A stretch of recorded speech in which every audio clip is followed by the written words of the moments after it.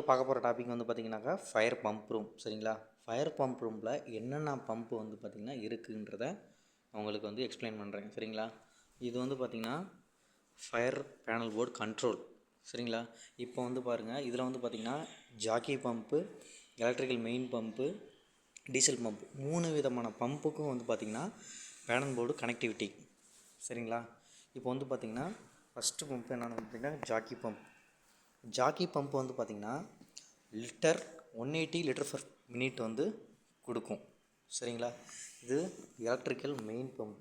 Electrical main pump பார்த்திங்கனாக்கா 4550 litre per minute கொடுக்கும். சரிங்களா? அதே போல் டீசல் பம்ப். டீசல் பம்ப் பார்த்திங்கனாக்கா 4550 லிட்டர் பர் மினிட் கொடுக்கும்.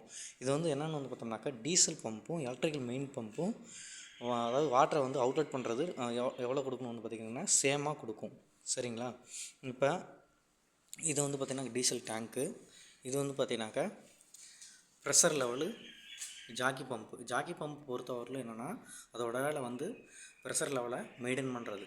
இப்போ ப்ரெஷர் லெவல் பார்த்திங்கனாக்கா ஒரு 2 பாரில் செட் பண்ணி வச்சுருக்கோன்னா 2 பாரில் செட் பண்ணிவிட்டு வச்சுருக்கும் பொழுது என்ன ஆகுதுன்னா ப்ரெஷர் லெவலு இப்போ இன்கேஸ் பார்த்திங்கன்னா ப்ரெஷர் லெவல் 7 பாரில் இருக்குது. அதே போல் நம்ம ஏதோ ஒரு பாயிண்ட்டை ஓப்பன் பண்ணிடுறோம். ஓப்பன் பண்ணிடும்போது என்ன ஆகுதுன்னா ப்ரெஷர் லெவல் டவுன் ஆகுங்களே. டவுன் ஆகி 2 பார் லெவலுக்கு வரும் பொழுது ஆட்டோமேட்டிக்காக பார்த்திங்கனாக்கா ஜாக்கி பம்ப்பு ப்ரெஷர் லெவலை மெயின்டைன் பண்ணுறதுக்காக இமிடியேட்டாக பம்ப்பு ஸ்டார்ட் ஆகிடும்.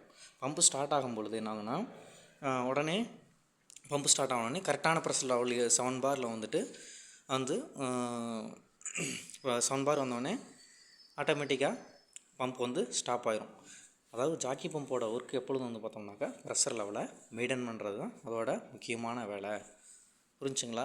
இப்போ என்னென்ன பார்த்தோம்? ஃபயர் பம்ப் ரூமில் Jackie pump, electrical main pump, diesel pump 3 விதமான பம்பை நம்ம பார்த்தோம்.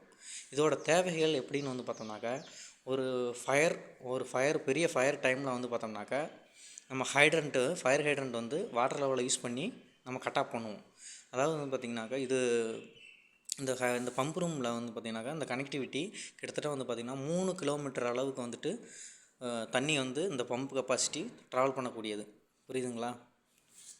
இப்போ இந்த 3 விதமான பம்பையும் பார்த்தோம். அதோட கெப்பாசிட்டியும் பார்த்தோம். சரிங்களா? நெக்ஸ்ட் டாப்பிக்கில் இதோட ஒவ்வொரு பம்போட எக்ஸ்ப்ளனேஷனும் ஃபுல்லாக பார்க்கலாம். ஓகேங்களா?